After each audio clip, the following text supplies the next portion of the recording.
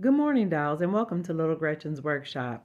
So today I'm going to make a few additional items for the dress shop dollhouse because now that the wedding is over, Aunt Bess and Aunt Janie need to get back to business as usual. They pretty much got cleaned out because of all the guests that were in town due to the wedding. So they've ordered new stock and want to add additional items to their line. Now these are some pre-made hats that I received as gifts, and I just want to enhance them a little bit to make them a little bit more interesting so that they'll fit in with the merchandise and goods that Aunt Janie and Aunt Bess already offer at the dress shop. So most of these little hats are straw. This particular one was that really soft straw. So I actually crushed the crown and broke down the lid to give it more of a Western style. And now I'm adding trim around the edge of the brim to, again, make it a little bit more decorative and fancy. I think these couple little things really made the hat look a lot more interesting. So dolls, I really want to encourage you that even if you don't want to make hats yourself, if you find some ready-made hats, even if they look really simple and plain, you can take a moment to enhance and decorate them to make them your very own. Now, anytime you do something like this, you'll definitely have to take in mind the type of material the hat is made of. Now, this particular hat was made of a very soft type of straw, and it was easy to break down and bend. So I'll show you here with this one from the beginning how I'm crushing the crown and kind of bending it in to make it a little bit more narrow.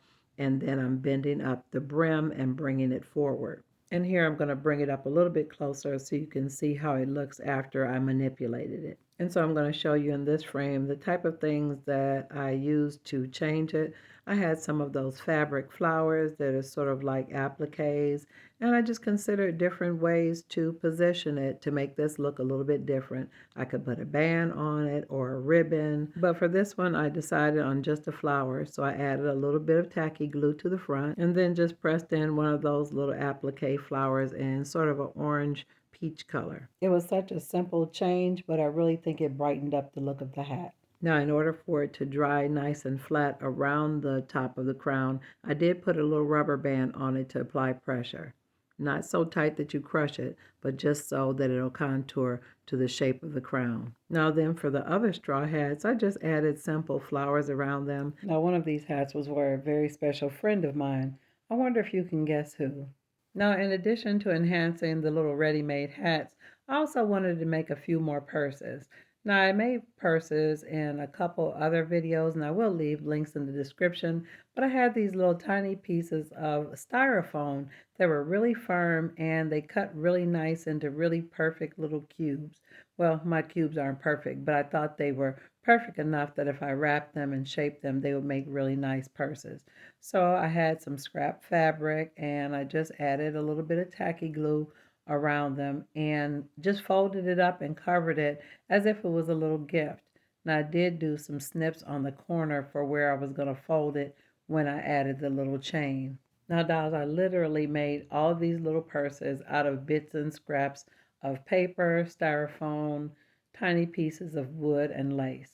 Now for this one, I actually used a cube that was similar to a Scrabble tile. Actually, it was a little bit smaller.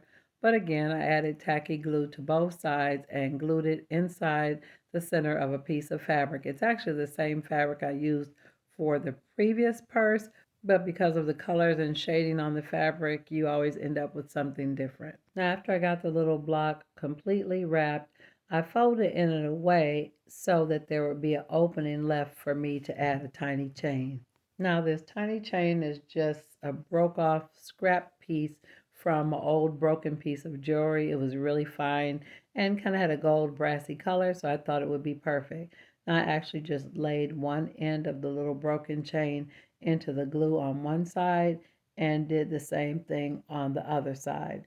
And then after I had an ample amount of glue in that area, I folded the fabric on top. And after I folded the fabric in on top of the glue where the chain is on both sides, it looks like a tiny purse. Now I did the exact same with a couple other pieces of cardboard and little blocks and just folded them different ways depending on the shape of the little styrofoam. And you can see here from this angle, this one's a little bit bigger and a little bit more square, but it's still really cute. Now, in addition to making the ones with the little styrofoam and the wood, I did make a couple where I actually just used ribbon and the little block. So this is a little piece of ribbon that's very familiar. I've made other things with it, but I added the tacky glue to both sides of the cube, and then I folded the little ribbon on top of it. After I used the ribbon to totally encase the little cube, I put a clamp on it and allowed it to dry. Now that the little styrofoam purses are really dry and solid, it's time to go ahead and enhance them. So I just did a couple simple things to make it look as though there was some type of latch or clasp on them. So I used these elongated bead caps and broke off parts of it to size it and shape it onto the front of the little cube, again to make it look really decorative and more detailed. Now after you add your glue, you are going to have to hold it or clamp it in place to allow it to dry flat. Now, and you see with this one, I'm doing the same thing. I'm just pressing it in and making sure it makes good contact with the fabric inside the glue, and then I clamped it so that it'll dry flat. Now here I am using another one of those little pieces of the elongated bead cap and trimming it so it won't have any sharp edges on it. It'd actually be a good idea to sand it. I didn't, dolls, but it would be a good practice. And here I am again adding the glue and then placing the tiny piece on top of the purse. Now when it comes to decorations and embellishments or anything like that with these type of projects, you're only limited by your imagination. Now, I did add the little piece of bead cap, but then I added a little stone as well. So I mixed it up every which way, dolls, adding stones and bead caps and other little broken pieces of jewelry findings, and came up with some really, really fun designs. When I'm working on a simple project like this, I like to pull out all the stops, especially my little bins of what are you keeping that for. You can use ribbon, lace, fabric, tissue paper, old wallpaper, wrapping paper, sequins, glitter, beads, broken jewelry, broken chains. It all works. I always get carried away, so let me show you what I did. I started out with a few and ended up with this. Now, dolls, if you enjoyed this video and you want to see more content like this, go ahead and subscribe. And always look for me on Mondays and Wednesdays after 7:30 p.m. Eastern Standard Time. And I'm looking forward to seeing you on the next episode of Little Gretchen's Workshop. Bye-bye now, dolls.